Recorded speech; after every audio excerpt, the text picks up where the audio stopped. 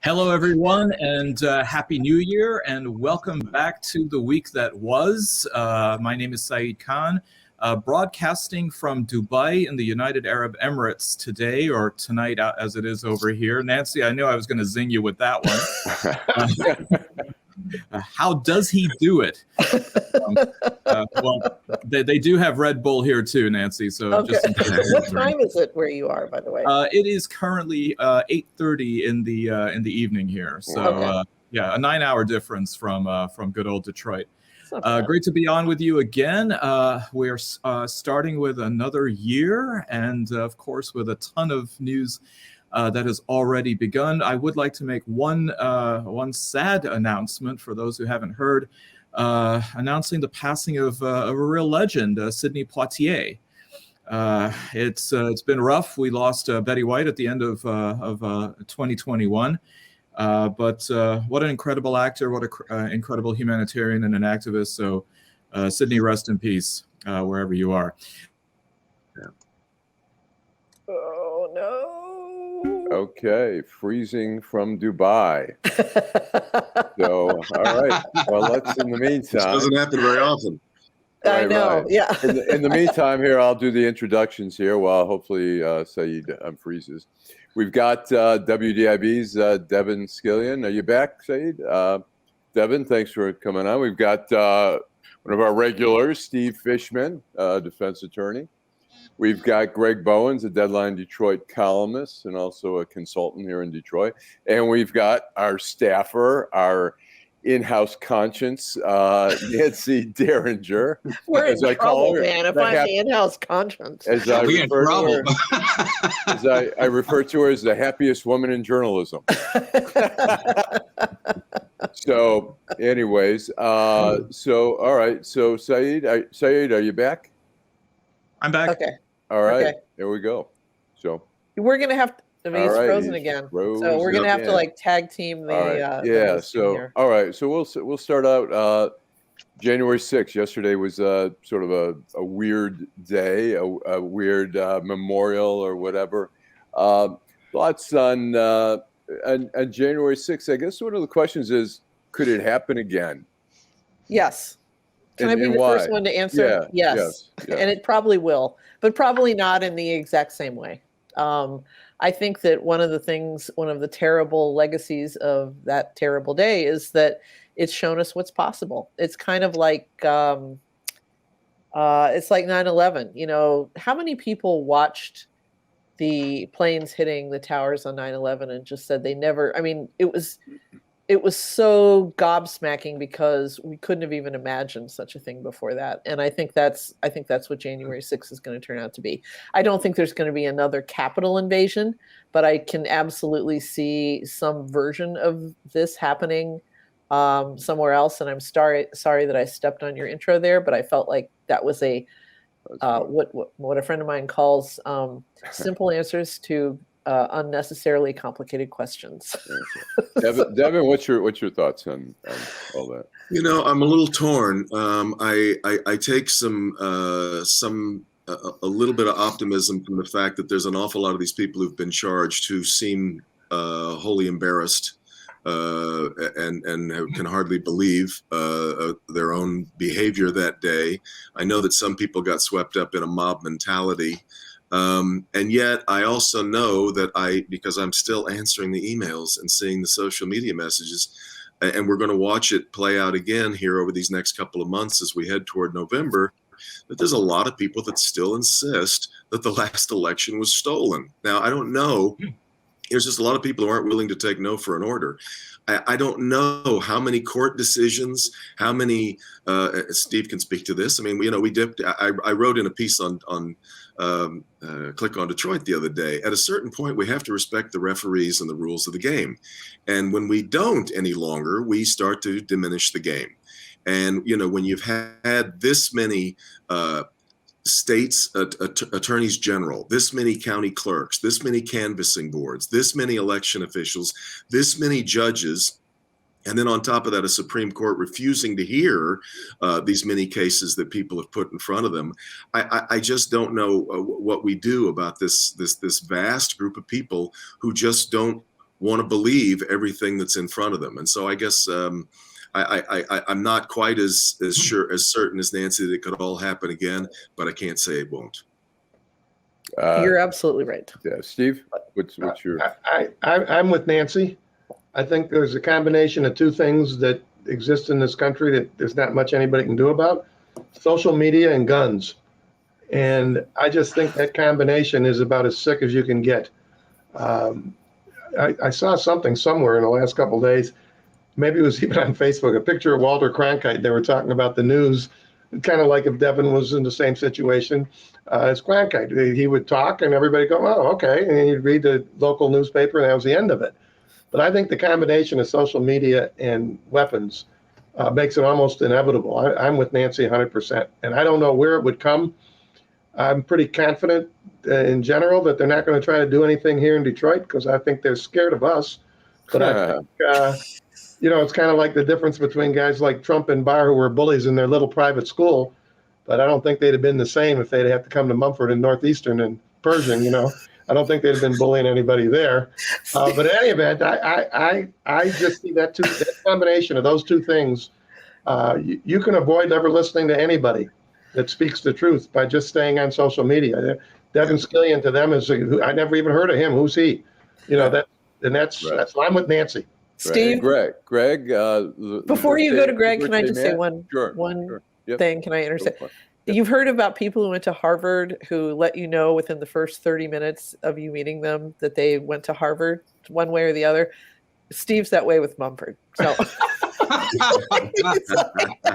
Living like down from Mumford High. That's what we always said. The tough kid from Mumford High. Go ahead, Greg. Greg, that is fun. I'm sort of stuck on the pronoun reference. What is the it that we're talking about? Are we talking about, could there be another sort of riot on the grounds of the Capitol? Are we talking about, could there be another attempt to decertify an election? Are we talking about, could there be another attempt to overthrow democracy? Because political violence is not something that we're really a stranger to. We'd like to think that we are. But, when we look at things pretty carefully, you see that over time, there has been violence in connection to politics here in the United States for a long time. Has there ever been anybody that has stormed the Capitol, Congress, and tried to disrupt an election? No, that hasn't happened. But neither have discussions that I've heard happen in earnest about whether or not democracy and a representative republic is still the way to go. There are people on the right who are having those discussions and asking whether or not the democracy that we have, the way that we practice it, is really the best form of government. And to me, that is more concerning than what gave rise on January 6th, because to have that kind of long-term discussion shows a real deep disenchantment on the part of folks in what's going on, and that can have longer term implications for undermining our democracy and changing our form of government. Tucker Carlson has been writing Mr. and Mrs. Victor Orban and with a little heart around it on his doodling this on his scripts for some time now. I mean, I think what they want, Greg, is not, they want to claim that it's still American democracy, but what they really want is Hungarian-style democracy, which is essentially just an autocracy, and there are elections, but nobody ever contends in them because we all know who's going to win them. So I think there's going to be people are going to take a deep breath in January, but things are going to build up. We've got the House up for grabs. There's no question that there's a good possibility the Republicans get it. The Democrats are going to claw their way to try to hold on to power there. The Senate, the same thing. We have state houses around the country. We have the Supreme Court. We don't know, what's going to happen with the Supreme Court. There's still talk of adding people. There's who knows if somebody retires, how hard the Republicans are going to fight to try to delay an appointment as long as they can. I think we have a pretty good chance. I mean, look, it may not come in the exact form that we saw at the U.S. Capitol, which was so egregious, but look, we had Oklahoma bombing like we're out of in 1995 out of nowhere. Why Oklahoma? They took a federal courthouse, a federal building, and blew it up. We had 9/11. There's so many other targets other than the Capitol is the most obvious. Well, what about the guys who walked straight into the Michigan Capitol, during the anti-lockdown protests, carrying, armaments, essentially? I mean, you can't even really call them guns. They're, these giant assault rifles, and then stood around in the gallery just, holding them. It's like that to me. And then after this happened, we couldn't even get the Capitol Commission to agree to ban guns. I mean, it's insane to me. And that's a question I want to throw out here also is about guns. I mean, we're dealing with the Oxford. We're going to see that play out in court now. Yeah. What is there's no question we're going to have more mass shootings. We're going to have shootings at malls. We're going to have shootings at schools again in 2022. Is anything going to change at all? I've said for so long that if we couldn't find an answer after Sandy Hook, we're just not that interested in solving the problem. And I'm still right there. Now, I do think that what Karen McDonald is doing is interesting. I'm not sure that it can work everywhere, because I think a lot of the kids who are moved to try these kinds of shootings are estranged or not that close to their parents, and may not care if their parents end up getting charged. I've been absolutely fascinated by the fact that for so long, the defendant in this case was unaware that his parents were sitting in the same jail as him, at least as near as we could tell. I really have been curious because they seem to have a closer relationship maybe than you might expect out of a disaffected kid and his parents, built maybe on this love of guns. I don't know, but I've been really curious as to how this news has gone over with him. But I'm wondering if she might not be onto something that might be a start at least. But I'm not particularly optimistic that these are going to stop. I agree with her 100% with respect to charging the parents, but I don't think the focus should be on the kid. The focus is on the parents. For instance, in this case, if people know that they can go to jail or they can get convicted of felonies, maybe when they come to the meeting, they might mention to somebody, hey, by the way, we just bought this kid a gun. Yeah. We just went to a shooting range. He's been acting kind of odd. She's not looking to try to change the kids. These kids got problems galore. I think what you're going to hear when this case is fully litigated, you won't believe the number of kids that have these kinds of problems. And most of it is suicidal ideation. It's not something where you think, oh, he's going to do something to somebody else. I think what Karen is trying to do, and I agree with her 5,000%, is to get the attention of some of these parents. Because if they don't feel any compulsion to hide the guns from the kids, quit buying guns for the kids, quit letting them go out shooting, especially when you're hearing the kind of things that they're expressing in school, then we're never going to get anywhere. I agree with you, Devin, 100%. The three Steve, things. let me ask you this, though. I got a question for you that I asked Karen McDonald that I think is really interesting to me, and that's whether we're trying to have it lots of different ways. We're treating the main defendant in this case, Ethan Crumbley, as an adult. He's being charged as an adult. We're treating his parents as if they're responsible for a juvenile. Is that are we slicing the pie a couple of different ways? I don't know what Karen's answer was. And I've never been a prosecutor, but I'll give you an answer from a lawyer's perspective, okay? Mm-hmm. I think that with the kid, the decision, and I'm sure we talked about this on the show. I mean, when someone like Nolan Finley, who's a pretty conservative guy, criticizes the fact that we're treating this kid as an adult, I've seen it many times. You're 16, 15, 16, 17 years old, well, not 17. You have to look at what the crime was, and then you have to make a decision. The fact that the parents are charged, I don't think has anything to do with him being a juvenile. I really don't. I think if the kid was 18 and he lived in the house, it'd be the same thing.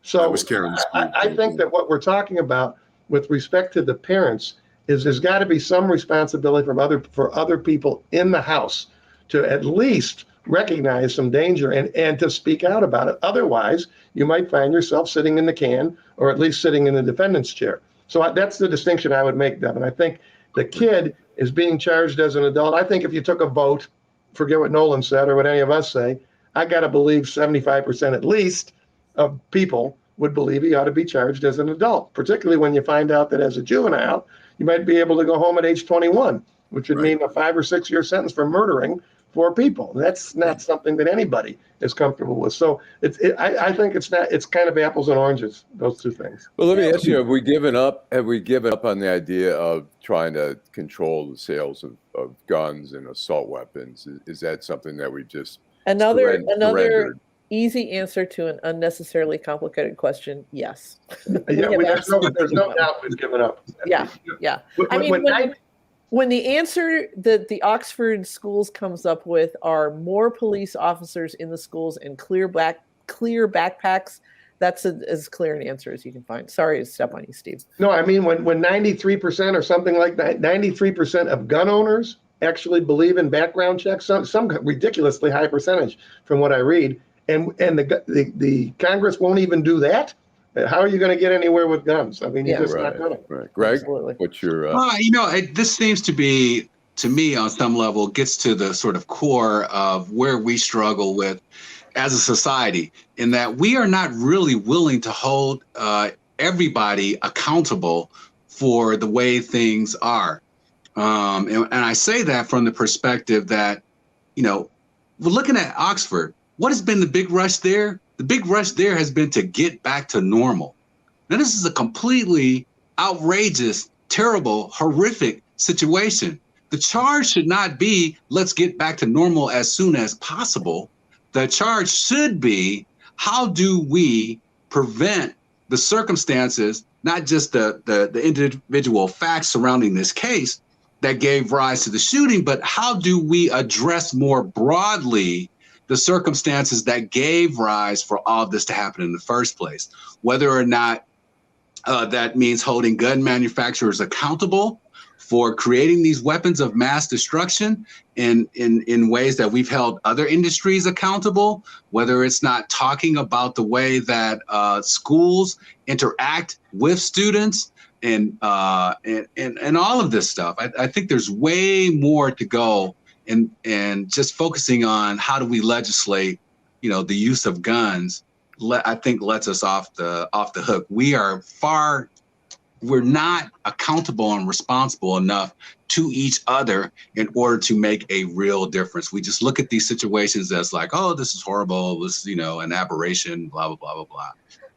That's an interesting point. And it kind of touches on something that I think about in a very vague, zeitgeisty kind of way, which is the way children are raised, particularly in affluent suburbs like Oxford, because I see it in three of us live here in this panel, live in Grosse Pointe. And, for all the talk about helicopter parents and, parents who won't let their kids out of their sight for one reason or another, constantly texting, blah, blah, blah, there's also a very wide strain of parents who have just basically given up, and they live in a big house.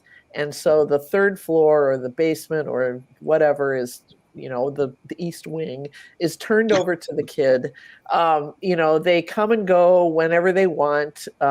They have like their own world down there, and I've seen it myself with my own eyes. The kid, the doorbell rings and it's, Bradley or something, and he walks in and he immediately goes to the basement or the third floor or wherever the kids, lounges, and the parents just don't know what's going on in their kids' lives. And it's a fine line when you're raising an adolescent, because at some point it's their job to become separate people from you. And, one of the reasons that we criticize helicopter parenting is because we're not letting them do that. We're interceding in their job interviews, in whatever it's you want to give them the freedom to become the people that they need to be. But at the same time, if you do too much of that, you end up with, I think, an Ethan Crumbley who is, plotting all of these things in his school doodles, and you have no idea what's even going on in his head. Right. One of the viewers was just asking, and maybe Steve can answer this. Where does a 15-year-old go if he's convicted of murder? Are there certain prisons where they sort of have a younger population, or is it just wherever the security level is appropriate? Or I think the question that she says Maxie, and maybe she means Maxie's Boys Training, which would be a place. If you're convicted as an adult, you go to an adult prison. Nathaniel Abraham, you guys remember, was I think 15 when he was convicted. What they do is, I'm not a penologist and I don't work for the Department of Corrections, but I'm sure they try to stick them. Ionia used to be, at least back when I was doing more state court stuff, a place for younger people. They'll stick them somewhere where it's the younger people, but looking at that kid, I mean, he's a little scrawny little kid. I don't know that there's any place you can stick him where there's only going to be little scrawny little 16-year-olds. But he'll be in an adult prison, and then they have different levels of things in the Department of Corrections. But if you're convicted as an adult, that's where you have to do your time, in an adult prison. If you're convicted as a juvenile, you go to a juvenile facility. Right. Well, let's move on to another subject here. Or let me bounce back just one. I meant to ask on January 6th, what do we expect to see from that committee? What do we want to see out of the January 6th committee? What's the outcome? Are we hoping for they would hand over to the Justice Department enough information for Trump to get indicted? Or are we just looking for just what happened, exactly the scenario of what happened? What's everyone's expectations? I mean, I think at the end of the day, we're looking at criminal prosecutions for the people that organized this event. I mean, there's going to be lots of political theater along the way with the testimony and hearings. But if you're following the money trail, that eventually somebody's going to have to be held accountable for a criminal conspiracy that results in the loss of life and damage and things of that nature. I mean, ultimately, I would love to see folks who are brought up on a conspiracy charge as it relates to what is it, crimes against the United States, or there's something like that, some kind of that they like the fancy lawyers in the federal courts like to say when it comes to crimes against the United States. What do you call that, Steve? Let me go last. Let me hear what Devin and Right. Okay, go ahead. I want to see the text messages. Oh, go ahead, Devin. Go ahead. Nan's always interrupts anyway. Yeah, Nancy, I'd like to see that too. But I think that Greg's right. I mean, if I organize a big concert and somewhere in the middle of the concert it all gets out of hands and a whole bunch of fans rush the stage and bring down the whole stage, as the concert organizer, I'm probably on the hook for what happens at my event. So yeah, I think there's something to that. I thought Merrick Garland's remarks the other day were really, really interesting, and I'm really eager to see where where is he headed exactly. I mean, it was a lot of it's funny. I found myself sitting there going, there may be a whole bunch of Democrats really glad that he's not on the Supreme Court if he turns out to be the guy who can really fully prosecute this thing. But we've just never, have we had anything close to this kind of case to be made before? I mean, certainly not in modern times. I think it's a really interesting legal test that I'm absolutely fascinated by how it's going to play out. Yeah, I mean, to me, it's like with every memo that drops, with every text exchange that we hear about, it's very clear that this is why I got so pissed at that Nolan Finley column yesterday, because he's like, oh, this wasn't an insurrection. They weren't going to overthrow the government. They were just a bunch of yahoos having a riot. And it's like, yeah, they were a bunch of yahoos having a riot. But essentially what they were was the kindling that this small group of Trump associates, Steve Bannon, Peter Navarro, this John Eastman guy from the Claremont Institute, they essentially assembled a little teepee of dry wood and put some straw underneath it, and they just waited for somebody to come along and light a match. And that's what happened. And that's it. Somebody did. And it was the president, actually, fight, let's go down, I'll walk with you. I'll meet you over there. Like that idiot ever walked across a street without a golf cart, under his fat ass. But anyway, it's just, that's what I want to see happen. I want all of these people that I will just call co-conspirators, whether they believe there was a conspiracy or not, I want those people to pay. And, seeing them do the perp walk in handcuffs is going to be like porn for me. So That's my Let me try to give a summary of the original question, which was, what about the January 6th committee and what about criminal prosecution? I think it's really important to understand. I think the committee's doing a terrific job. I think they're doing it in the right way. I think a lot of it is behind closed doors, and we can only read about some summaries, say from the Times or the Washington Post or something like that. But I personally don't want them to start talking about sending stuff to the Justice Department. I'm not even sure they're able to do that, quite frankly. But I don't like that idea. I like the idea.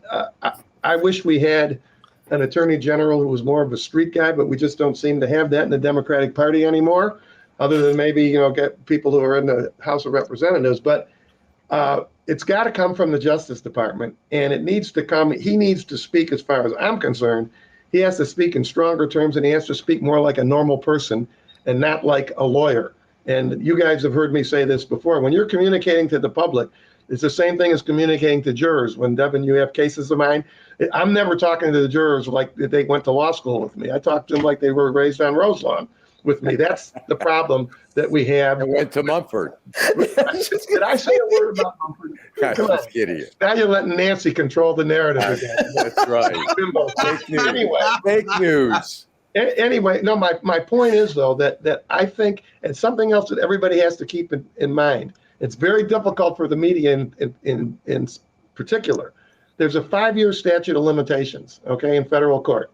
So there's 5 years from when 4 more years that you can still bring charges. What it appears to me that the government's doing is they're starting early, they're starting slow, and as time goes on, they hope to turn more people. Some of these people that have cooperated with the committee look to me like what we would call snitches in the street. They're going to cooperate. And so I wouldn't be surprised if we've got another, 2 years, right, before the Biden administration is gone, even if they lose. That's a lot of time to go ahead and start and keep building cases. I question whether Garland has that kind of chutzpah. You guys know what chutzpah means, right? Lengel and I don't have to translate. I don't even know if he has that kind of vision, because some of these people, you guys got to understand this. When you have a Supreme Court other than Sotomayor that's filled with people from Harvard and Yale, think about that. Are those the people you'd want in a street situation over at Bagley Elementary? So there's going to be a fighters? No, you don't want them, because they want to sit around and analyze and parse the language, and it's just unsatisfactory to listen to. I don't think that means, though, that there won't be charges coming down the road. I think it'll be independent of the committee, but I'm sure they're going to rely on and they're going to use some of the things that the committee makes public. So that's kind of my summary of it. And the question Fishman is, really Trump, missing the good old days of rumbles in the streets, isn't he? I know, right? Over on Roselawn. Can the Mumford Alumni Association be tapped for a possible AG candidate? And the question becomes whether Trump were to actually get, for some maybe interfering with the election or whatever, if he were to get indicted, what would that do to raise the level of craziness in 2022? Do you think that guys, the Georgia case is a lock. The Georgia case, because it's his own voice. I can tell you from long experience, there's nothing worse for the defense lawyer than when the government has evidence that consists of the defendant's own voice, because it's pretty difficult, even for a lying sack of shit like him, to pretend that that's not him, okay? That case, to me, is obstruction of justice, classic obstruction of justice. I have a ton of friends in the United States Attorney's Office here in Detroit that would love to prosecute that case. That's where they should go, as far as I'm concerned. If they want Trump, that's a simple one. You don't need all of this investigation into January the 6th. You just go with his own voice. You're right, Steve. But go back though to the final report on the Russia investigation. Even though there were no findings against Donald Trump in it, the final report by Mueller said there were probably between 9 and 12 instances where obstruction of justice could be pursued, and nobody has done that. I'm not sure that obstruction of justice is. I don't know what it is that people seem to think that isn't sexy or has no teeth. I don't know. I'm not sure what it is, but nobody seems to be pursuing what to me looked to be clear obstruction of justice during the Russia thing. So I suppose that you're right. The Georgia case is proceeding, and nobody seems to be doing these other things on the Russia investigation. And we don't know. I just kind of shake my head every time somebody says, "Well, the Russia investigation amounted to nothing." I'm like, "What report did you read?"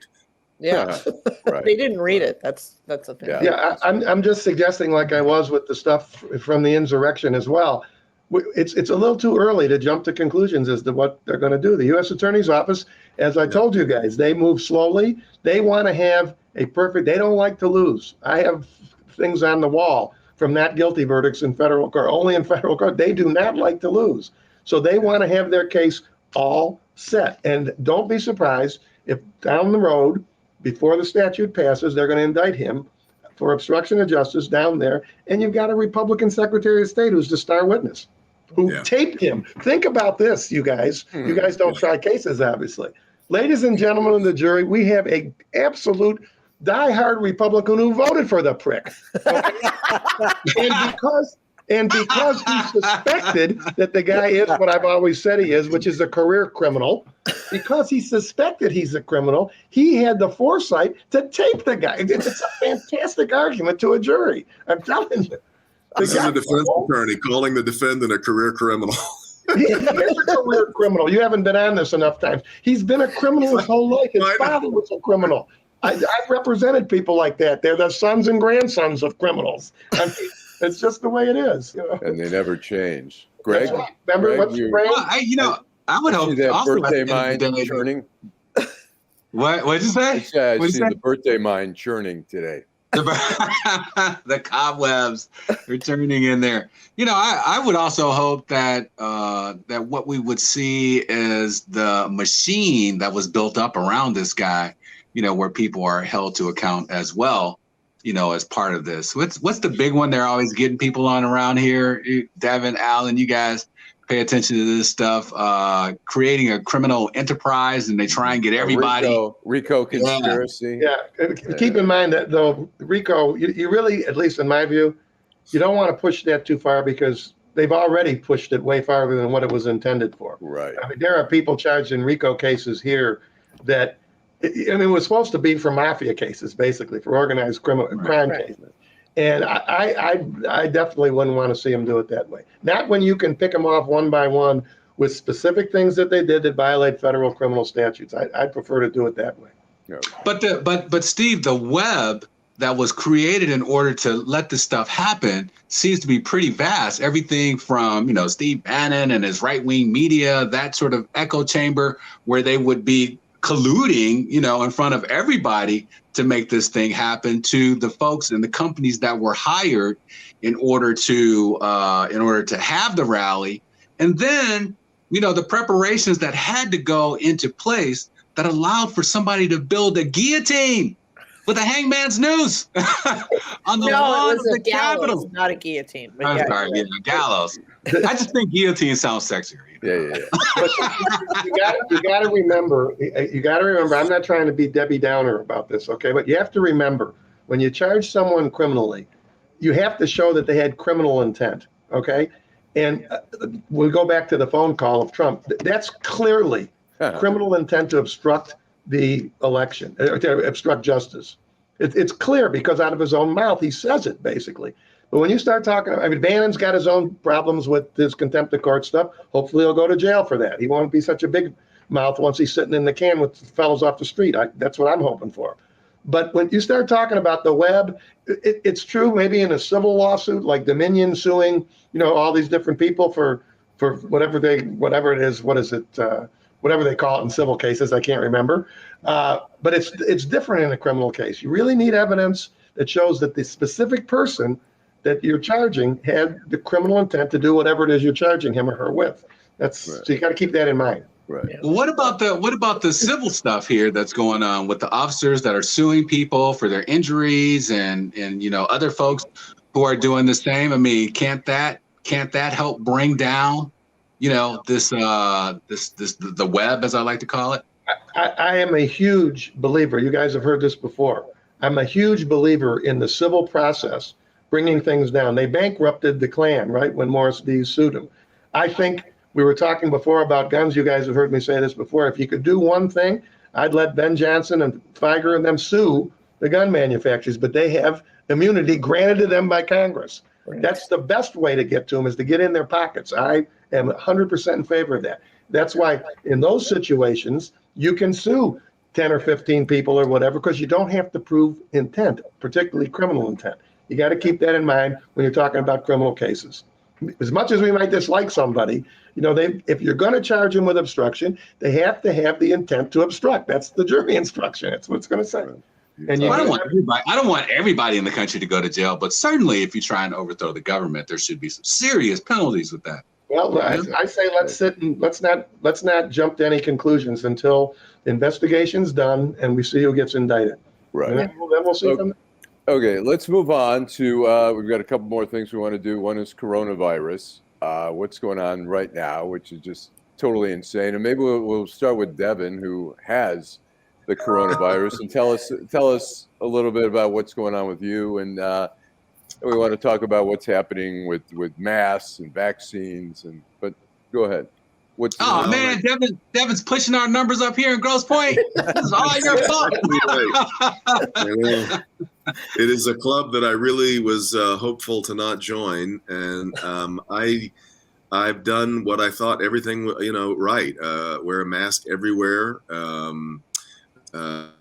Look around in the grocery store and feel sometimes like I'm the only one in a mask. We didn't really go anywhere. We did have a lot of our, we've got 4 kids and they all came home for Christmas, but we were following, everybody was vaxxed and boosted, and it managed to get under the door anyway. And I guess that we can't quite figure out where, but I guess this is, that's what Omicron is. And we've arrived at a new stage of this. I feel very, very lucky. I'm so glad I had the vaccine and the booster, because this has basically been dealing with like a mild head cold. I'm just like so many other stories that you've heard of people dealing with it. Having to work from home now because we've got quarantine policies still in effect at work. But I guess the way that I'm trying to look at this is I am one of the people who now is protected against Delta because I got Omicron. And that's a much safer way to proceed.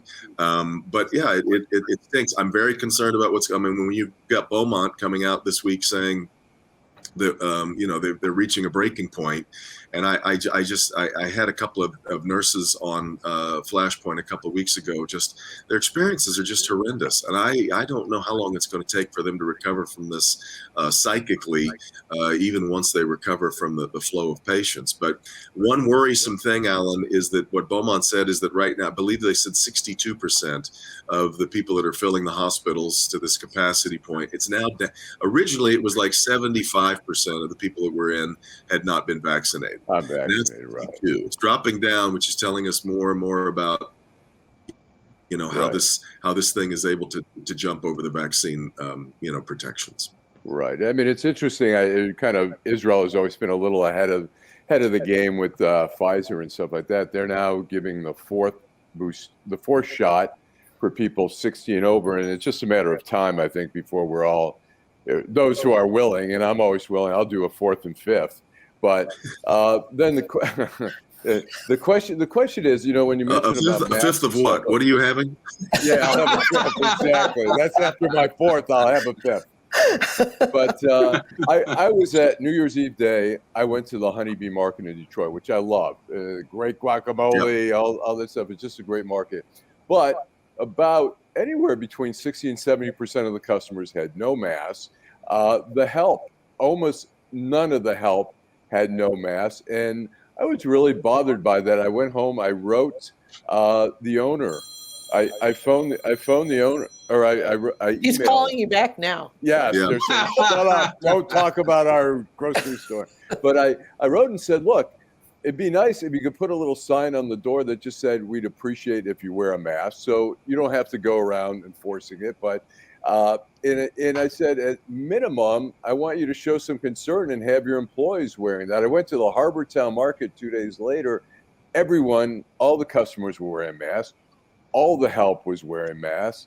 The question becomes, is it that hard to, I mean, even if we mandated a mask, we don't have to have everyone like getting in everyone's face and saying, and causing these conflicts. But I think if you mandated, maybe instead of, what we have now is about half the people not wearing masks. Maybe you'd have about 80 to 90% of the people wearing it, and a few schmucks would come in without the mask. But I guess the question is, should the governor just it seems like the governor's taking a play out of the Republican playbook and saying, hey, liberty, freedom, people know what the right thing to do is, but they don't.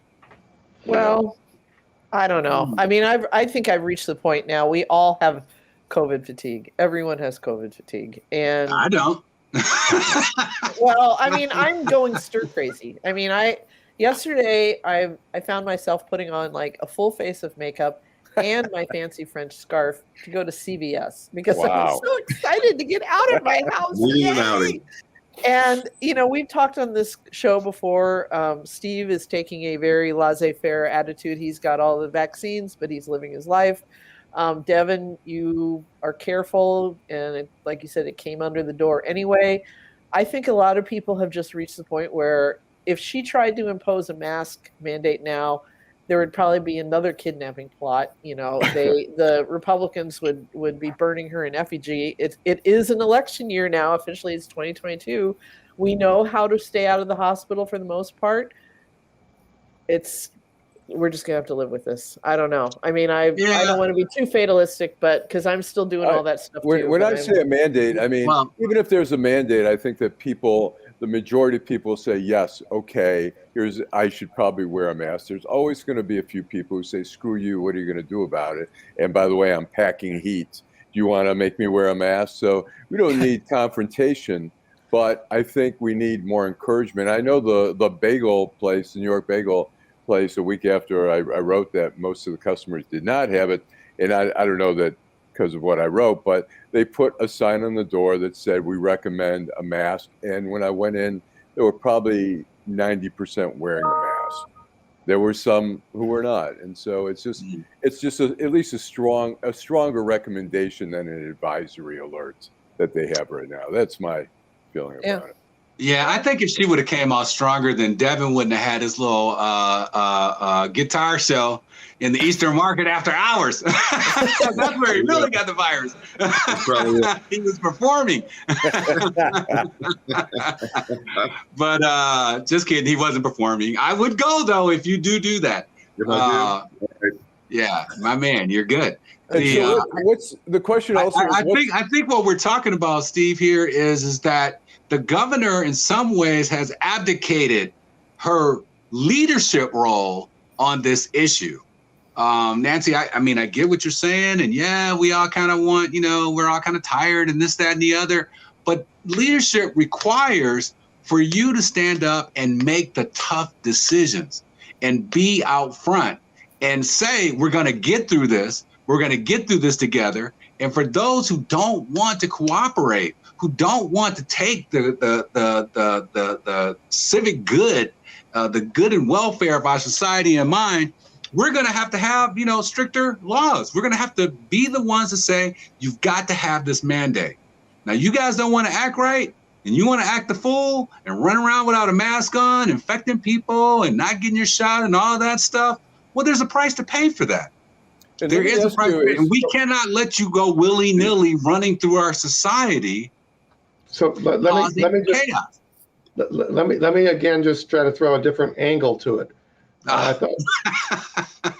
No, just a little something else to think about.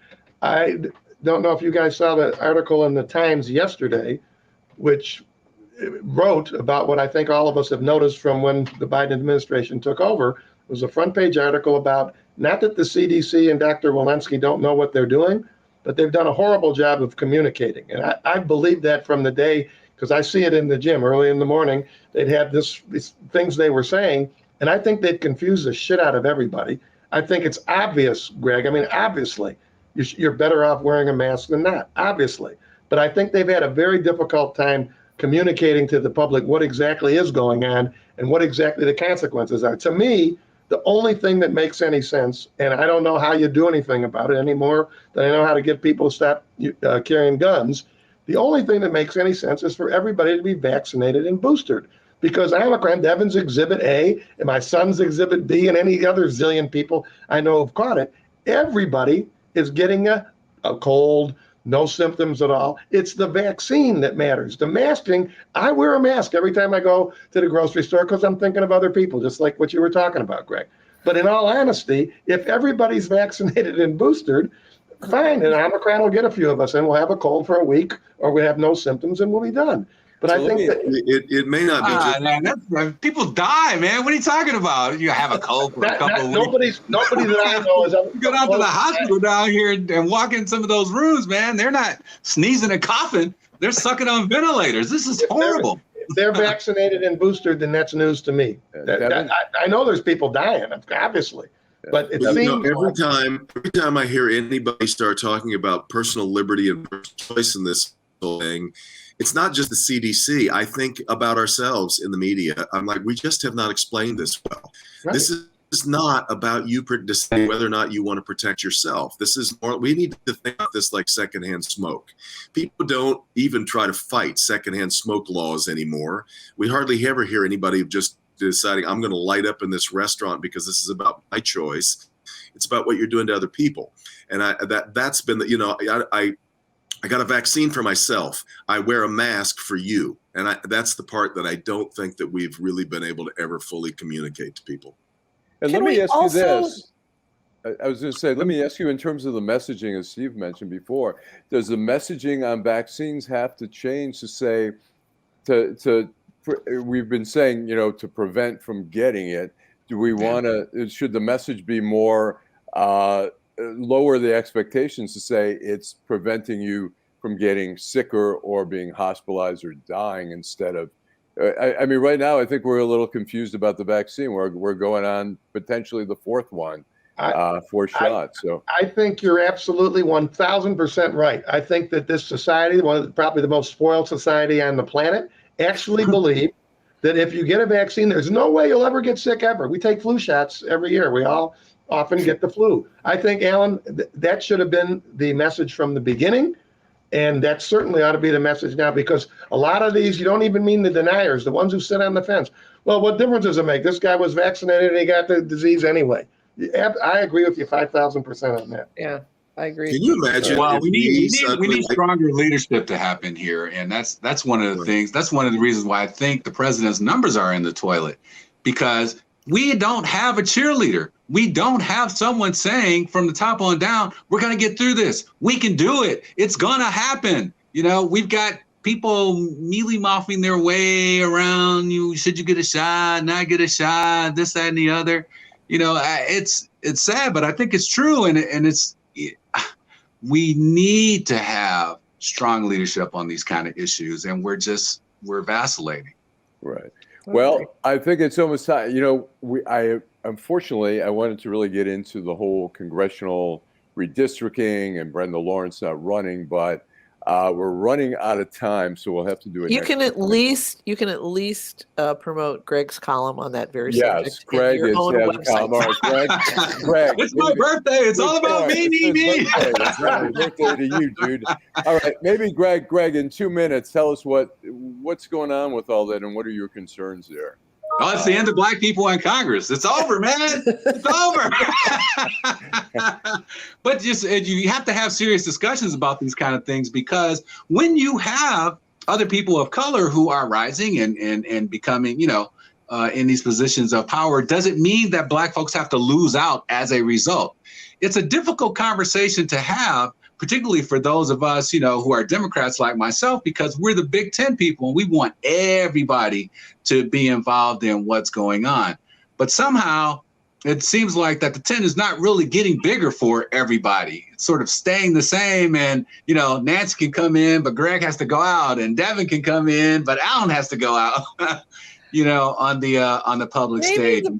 Maybe the problem is that you need a deeper bench. I mean, if Hanson Clark and Rashida Tlaib and Shri Tanadar can be elected in, heavily Black districts, it doesn't. It seems to indicate that maybe they're just, they were better candidates. With Shri, or more money. Shri is has the wild card of having a shitload of money, better branding. Yeah, better brand. It's maybe the problem is that we just need more consultants like you, Greg.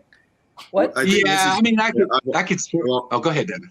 I was just going to say, I've thought this has long been a problem for both parties in this state, and it's not hardly exclusive to Michigan.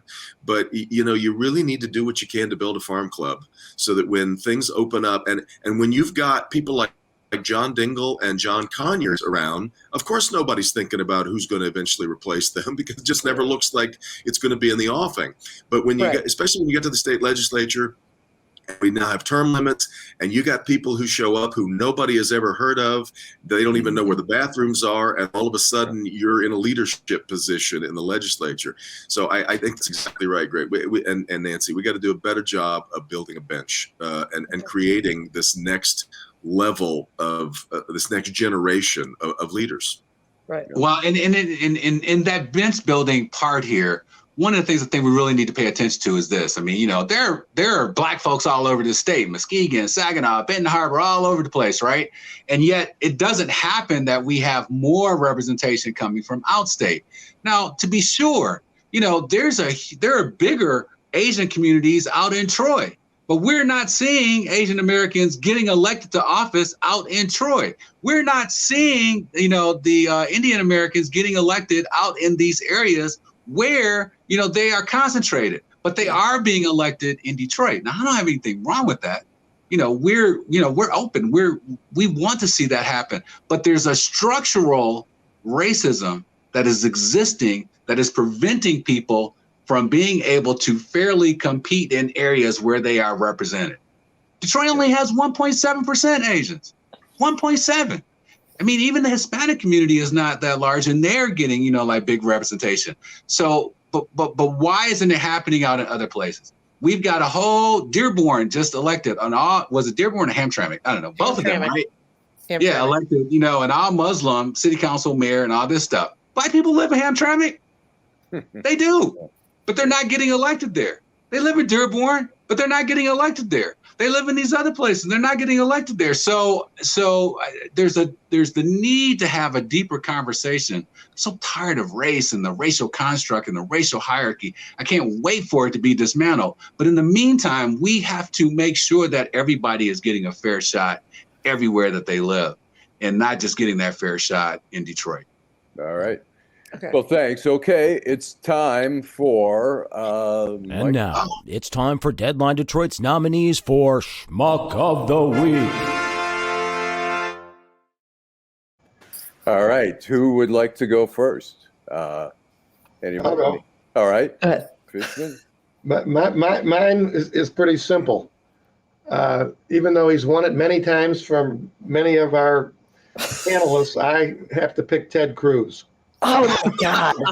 The ass kissing last night on Tucker Carlson. I have to tell you, and I'm not going to mention anything about my high school at all. But one of the things that those of us who are in our age group that grew up in the city of Detroit value is some type of manliness, for lack of a better word. Which means that you don't go and kiss the behind of some little boy like Tucker Carlson of all people. I mean, who is this guy anyway? You're going to go kiss his ass so you can try to grovel up to whoever it is. I just think that this is even better than when he was Flabby Road, when he was, trying to sneak off to Mexico with his gut hanging out, and they caught a picture of him, and somebody called it Flabby Road instead of Abbey Road. I mean, this to me, the saying what he said and then trying to grovel. And then Carlson, who is, a supreme asshole, wouldn't take his apology, and he shits on him even more. And then the guy still grovels. Instead of, one would think, again, if he was raised the same way that I was, you just tell him, look, Tucker, fuck you. I don't have cable, as I've said many times here. Did he actually tell him his wife was ugly too? No, he didn't talk about his wife, but he called him a liar. I mean, it was as bad as you could have. So he's my nominee, and it was an easy pick. All right, that's a good one. Who would like to go next? Devin? I fear Steve took mine because I thought the exact same thing, and it just the groveling. I think Steve must have seen West Side Story this week. He really wants the Jets and the Sharks to go at it again, I think. But the groveling to Tucker Carlson, of all people, I thought was kind of extraordinary. But since he took mine, every week since he lied to us all about the vaccine, I've thought Aaron Rodgers was a pretty good nominee. So I'll just stay with him until the football season's over. All right. All right, good Okay. one. Greg? Oh man, my Schmuck of the week is the guy who created the Schmuck of the week, Trump. I mean, this guy, after what happened yesterday and us remembering the 140 police officers who were injured in that attack, the ones that died as a result of, what happened, this guy still refuses to take any accountability, any responsibility, even acknowledging, those who were hurt. Instead, he just doubles down on it's all BS. It's all, blah, blah. Such a lie. Yeah. Such a lie. The big And, lie. The big lie. Yeah, the big lie. And so it is. I mean, he's my Schmuck of the week. It's just, and all those that are running with him, including some of our neighbors around here, Nancy. Hey, nobody told me. Went out there. I've been waiting. I'm looking on social media. When I find one of my neighbors, turning them in. Nobody told you to move to Grosse Pointe. You could come with the rest of us to Detroit, Southfield. Grosse Pointe, you get what you pay for. People. I hate to say it, Devin, but whenever there's any kind of like big crime thing going on, there's always somebody from Grosse Pointe involved. Always Towing, bribery. Bob Bashara. It really is. I mean, it's going back to the Purple Gang. It's not exactly. It's not Hey, exactly. the Purple Gang were not in Grosse Pointe. I guarantee you that. There were no Jews in Grosse Pointe even when I was a kid, let alone when the Purples were around. But they were swearing that. Weren't they running drugs and stuff across the river here? Those tunnels between houses down on Windmill Point. I thought the Purple Gang was involved in Right. that. Yeah. Okay. There was some. All right, Nancy? Okay, mine was easy for me as well, and it's Lee Chatfield. And Lee Chatfield, if you have not heard, is under investigation by the Michigan State Police for sexual abuse of a young teenage girl. I'm talking about 15, possibly 14 years old, who is, we also learned, his sister-in-law. And this apparently so much started for presumption of innocence here, Nancy. Well, I said under investigation. I said under investigation. He this apparently started when she was 15, and he was I don't know. He was 21. He was old He was enough probably to know 21, better. Exactly. 21. I mean, they're pretty close in age. She's 27 now, I think. In any event, Lee Chatfield has coasted apparently his entire career on the wave of his father and his father's influence. He basically went from being a preacher's kid to being a preacher's employee to being the Speaker of the Michigan House. And, maybe something's coming for him. So I'll call him. All right. Presumption of innocence be damned. It's Lee Chatfield. All right. My Schmuck of the week is Mike Lindell, Mr. Pillow. CNBC reports that they've found that he spent $25 million on the big lie. And I don't know what the hell is happening to his company, but I saw he's having the sale of a lifetime. The regular pillow, the standard classic, that goes for $69.98 is now selling for $19.98, and it says the lowest price ever. So anyone who needs a pillow, now's the time. Even if you're going to buy it from a schmuck, cheap. It's cheap enough. When I see that somebody like that is willing to spend $25 million on, this ridiculous campaign that he has, I'm beginning to think like a Trumper, because all I can think right now is, how do I get a piece of that? Right. How can I shave off a little Parmesan for mommy? I think when I see that, I think I need to go into the pillow business. If you can blow $25 million and still eat, you're doing okay. Yeah, I guess. So. Well, that wraps it up for the first show of the season. Thanks, everybody. Thanks, Devin. I hope you recover. It sounds like you're doing pretty well. Thanks, Nancy, Mr. Fishman, and Greg Bowens. Happy birthday, Greg. Thank you. Don't get too crazy. Keep your mask on, whatever you do. And I hope Saeed is down at the front desk of his hotel in Dubai yelling at them about the internet that he has. But and then maybe they're apologizing, sending him up a lobster dinner or something. I don't think lobster's trafe or whatever. Halal. No, it's not halal. I think it's. I don't know. Do they allow shellfish? I don't I'm know. not sure. Yeah. Okay. I don't know. Well, the Middle East is not exactly known for today. being. The Middle East is not exactly known for being welcoming to journalists, so it He's might have not been a on journalist. purpose. He's a professor. But the other thing is, I for some reason we need to wrap the show. I'll save this one for the next time. Okay. All right. Anyways, all right. Thanks everybody. Everybody have a great weekend. Thanks everybody. Stay safe and drive home safely. You bet. Happy New Year, gang.